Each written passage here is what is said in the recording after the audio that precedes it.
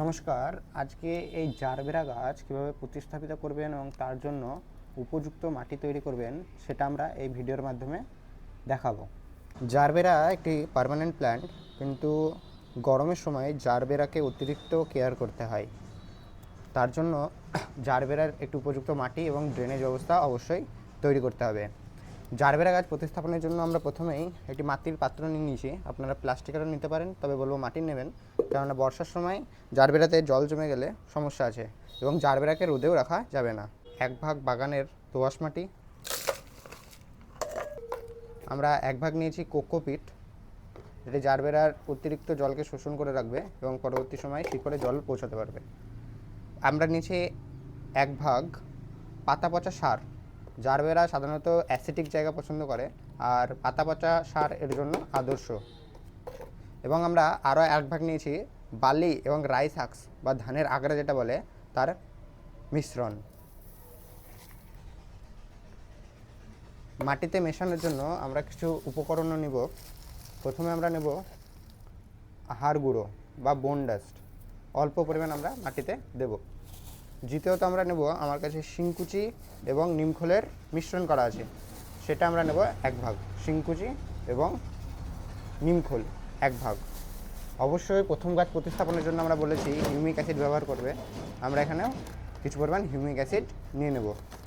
আমরা এখানে অল্প পরিমাণ হিউমিক অ্যাসিড এখানে মেশাবো।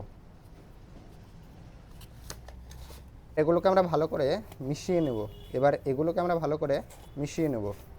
চলুন, আমাদের মাটি প্রস্তুত।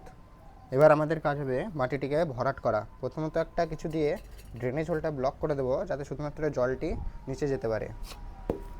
তারপরে অল্প পরিমাণ আমরা এটাকে ভরাট করে দেব। মনে রাখবেন 4 আঙুল মতো বা 2 আঙুল মতো অবশ্যই মাটিতেই ফাঁকা রাখতে হবে। তাহলে কী হবে, আমরা গাছে যে প্রয়োজনীয় খাবার সেটা খুব সহজেই গাছকে প্রদান করতে পারবো। জারবেরা গাছটিকে আমরা পলি ব্যাগ থেকে বার করে নেব। খুব সহজ। পলি ব্যাগটা এরকম করে ছিঁড়ে দিন, তারপরে আস্তে আস্তে আস্তে আস্তে এটা খসিয়ে দিন।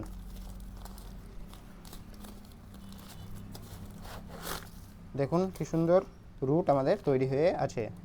সাইড থেকে হালকা মাটি আমরা খসিয়ে নেব, উপর থেকে এবং নিচ থেকে। উপর থেকে অল্প খসবেন এবং নিচ থেকে রুটগুলো ফাঁকা করে দেবেন।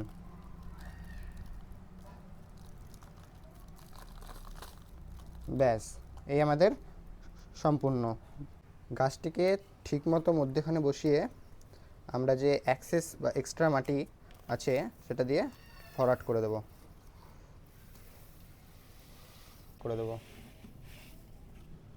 খুব সুন্দরভাবে আমাদের মাটি ভরাট করা হয়ে গেছে।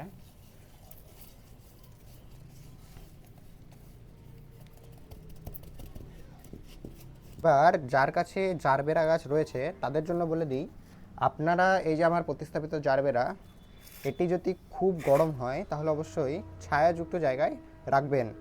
অতি গরমে এটাকে রাখবেন না।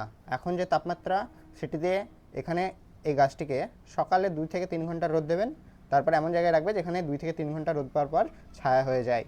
এবং এর যতটুকু পারবেন মাটিটিকে অ্যাসিডিক বানানোর চেষ্টা করবেন। আপনারা চাইলে মাসে একবার 2 থেকে 3 ml ভিনিগার 1 লিটার জলে মিশিয়ে গাছকে দিতে পারেন। তাছাড়া গাছের খাবার হিসেবে আপনি ব্যবহার করবেন হিউমিক অ্যাসিড। জারবেরা গাছের জন্য আদর্শ খাবার হচ্ছে হিউমিক অ্যাসিড। এবং আপনারা প্রতি 10 থেকে 15 দিন অন্তর ছায়াযুক্ত এটিআই গাছটিকে রেখে ম্যাগনেসিয়াম সালফেট বা অ্যাপসাম সল্ট পুরোভাবে স্প্রে করে দেবেন। জারবেরা গাছের অন্য একটি পছন্দের খাবার এনপিকে 19-19-19। আপনারা 3 থেকে 4 গ্রাম 1 লিটার জলে মিশিয়ে গাছে ভালো করে স্প্রে করে দিতে পারেন বা মাটির মিডিয়ার সাথেও যুক্ত করে দিতে পারেন। গাছটিকে ছায়াযুক্ত এলাকায় রাখার পর আমাদের কাজ হচ্ছে পুরোভাবে গাছটিকে ভালো করে জল দিয়ে দেব। মনে রাখবেন, গাছের প্রথম পটিংয়ের সময় এমনভাবে জল দেবেন যাতে ওই যে ড্রেনেজ হোল তার নিচ থেকে জল বেরোতে লাগে। তাহলে আমরা বুঝতে পারবো সমস্ত মাটিগুলো ভালো করে ভিজে গিয়েছে।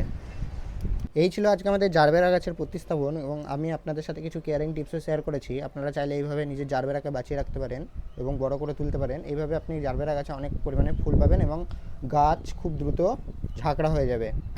বৃষ্টির জলে জারবেরা গাছকে একদম রাখবেন না, বৃষ্টির জলে জারবেরা গাছ মারা যেতে পারে। তো এই আমাদের ভিডিও।